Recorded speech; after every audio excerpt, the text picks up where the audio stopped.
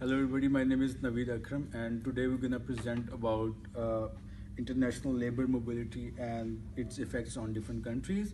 And as we know that globalization has developed and it motivated the drive of information, labor and capital. So in developed countries, these countries are have everything sorted out. They have everything like people, they have capital, they have ideas, and so the people want to go there. So the only the immigration policies they restrict them to go there.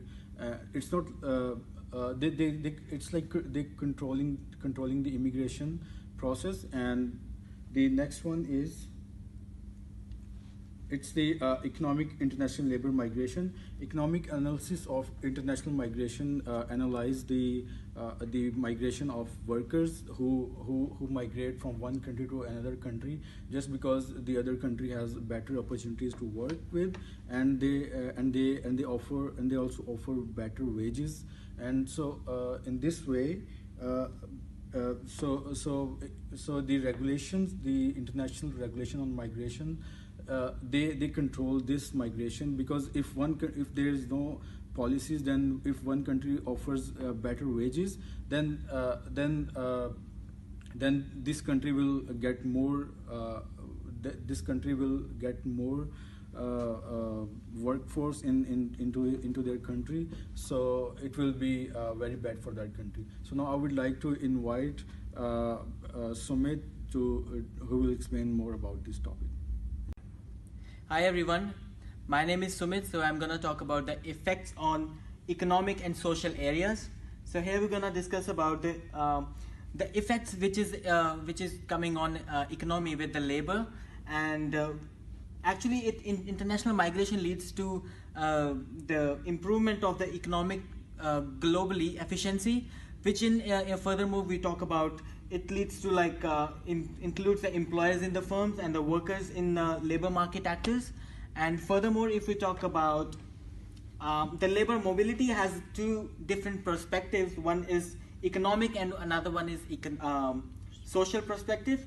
Here we can talk about the economic perspective. In this, there is the free movement of the labor, which is seen in the way of the promoting their matching of availability with the supply and the demand. On the other hand, we talk about the social perspective. In this one, it's like labor mobility may affect both sides, which is just a country which is sending the labor and another country which is receiving the labor. So in further, we talk about the different countries. Once upon a time, there was a Germany, France, and the UK needed the workers to meet the scarcity of the labor demand. And whereas the Germany made a call to the other countries, where the Europe and periphery countries like France and UK needs the laborers from their ex-colonial countries. And in the last, I will talk about after the treaty of in 1993 in a country of mobility of the people, capital, and goods and services. In general, there is the promotion of a step to create a European universe identity. Thank you. Yeah. Hello everyone. I'm Anuradha. I'm going to talk about brain drain. Brain drain is taking the average skill levels of migrants from developing country to industrialized country, which is a bigger issue in terms of world context. If we look into the ILO's report, we come to know that the strategies to tackle this issue is very simple. That's circulation of skill that needs enhanced cooperation mutually from two of the countries. And then we use the excellent Ohen model as well, which shows that we know that the product flow and the factor flow are the two very substitute that what the model all talks about. Then according to the labor mobility, it shows that the free trade can eliminate the factor mobility because of the factor price equalization, and it can even eliminate cross-border movement of factor. It can eliminate the factor mobility because it leads to factor price equalization. We indeed to get the comparative advantage, there is a substitute, which is a new resource, we can say. It's difference in relative endowment of skilled and unskilled labors. And technological advancement, we can see that because of the skill-based technological modification, there is a condensation of unemployment in terms of unskilled laborers. And fast communication is a key factor in trading, and a better infrastructure and way of transport has enabled trading between two countries. At the same time, the demand for labor due to international subcontracting is being hindered, which is being shifting at the moment. So I'll now proceed to my other team member, that's Bukit, to move on. Ready. Hello everyone, I'm Bukit. Today I will talk about worker remittances. Transferring part of their income back to their families or their friends who lives in their home country, and per capita income in the host country declines beyond the level of shown in the basic scenario. Countries for which international transfers are high relevance include the Philippines, India, Mexico, and China, Morocco, Bangladesh, and etc. Due to lack of investment opportunities, which limits the secondary effects, multiplier effects of additional consumption, the recipient countries are also not very high. I will talk about trade as well. So improving trade between migrant destination and migrant origin countries.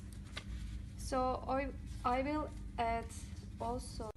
Ready. Also, I will talk about trade, improving trade between migrant destination and migrant origin countries. Migrant destination and migrant countries create and strengthen trade networks with migrant origin nations. The fair recruitment initiative encompasses 4 pillars: improving global information on domestic and international recruitment practices, also improving laws, policies, and enforcement to promote fair recruitments, additionally endorsing fair business performance, and finally improving and protecting workers through promotion of good practices, example of social dialogue and mechanisms. And my friend is Sarah will continue. Thank you. 3, go. Hi, I'm Ms. Rath, and we will be looking at the labor statistics in Europe and other developed countries. So you can see in the United States, immigrant labor forces increased by 47%, whereas in Europe it increased by 70%. And when migrants are coming to your country with better skill, obviously there will be more economic development, and as well as there to be as public reward because they are contributing to the taxes of the country as well. Now we'll be looking at changes in the total adequate labor force. This is a graph. So if you look at the graph carefully, you can see that the young workers are mostly contributed over here. And this is the graph of average annual net migration rates, where you can see that other than like 2 or 3 countries, most of the countries, the immigrants are really increasing. So as a recommendation, we can say that every country has to improve a well-defined agenda for the labor migration, as well as the need to control the full potential of the migrant skill to support inclusive economic growth. And in the conclusion, we can say that in a short run, the cost and benefit will tend to rise, whereas in the long run, benefit in the form of lower price, higher productivity, and income will only occur. Thank you so much.